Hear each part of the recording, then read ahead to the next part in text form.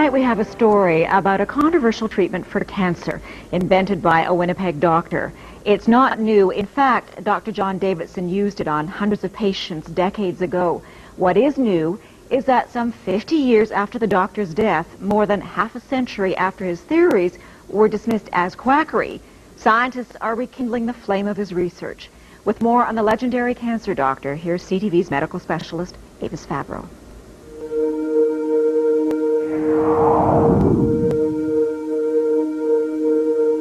His name was John Ralston Davidson, a respected family doctor in Winnipeg in the early 1900s. A great scientist as well as a great doctor. And this is Leslie Gurney Bishop, now 88, a journalist who documented Dr. Davidson's controversial treatment for cancer. He never claimed that it cured it, but he said it would arrest it. Davidson spent years studying cancer, writing medical articles on his theories, which in hindsight were remarkable for his time. The doctor described cancer as a dietary deficiency, so he added generous amounts of vitamins to the patient's diet. But he also said it was critical to boost the patient's own defenses against cancer. Davidson took fertilized hen's eggs just 9 days old and produced a powdered extract, which was then injected into patients with various forms of terminal cancer. Like this boy, diagnosed with lymphatic cancer, notes show that with surgery, vitamins, and the extract, he returned to normal health. Over the years, Dr. Davidson treated hundreds of cancer patients. They all said, the ones I interviewed, all said that it had benefited them tremendously. Some said they were cured. Ruth Burke's father was one of Davidson's more famous patients.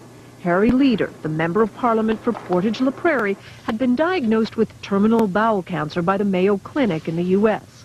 But under Davidson's treatment, he improved. It was controversial scientifically, but that really didn't affect Dad. He believed in it. But Davidson's medical colleagues thought the treatment was useless and repeatedly refused him research money.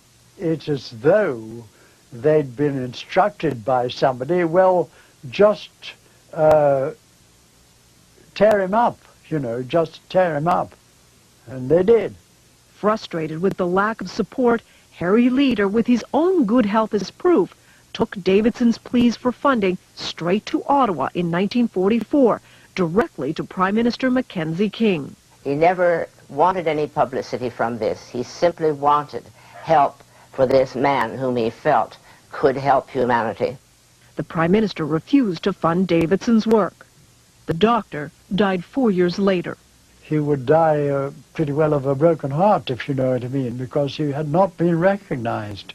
His cancer treatment thought to have died with him.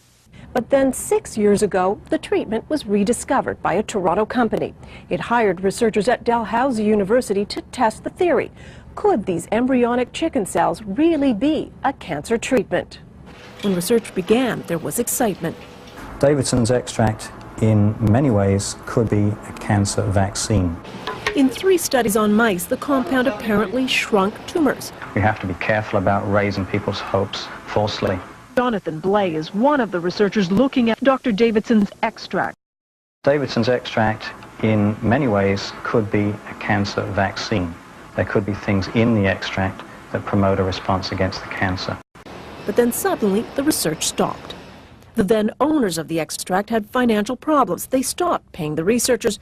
Dalhousie was out some $60,000 and halted the experiments. The university would be interested in continuing the work because the results were very promising. But for nearly 5 years now, the capsules have simply laid on the shelf. One could easily walk away from and say, to heck with it. But would we be leaving behind something that could potentially have significant impact for large numbers of people? But if there are no takers soon, the venture will die. A darn shame, says Dr. Bain, because we still won't have the answer. Was Dr. Davidson right? But if Dr. Davidson's extract does show the power to combat cancer, this could be not only one of the great human victories in overcoming disease, but it could also be one of the great human tragedies. a tragedy because for the last 50 years, a possible cancer treatment and its pioneer were forgotten. Avis Favreau, CTV News, Toronto.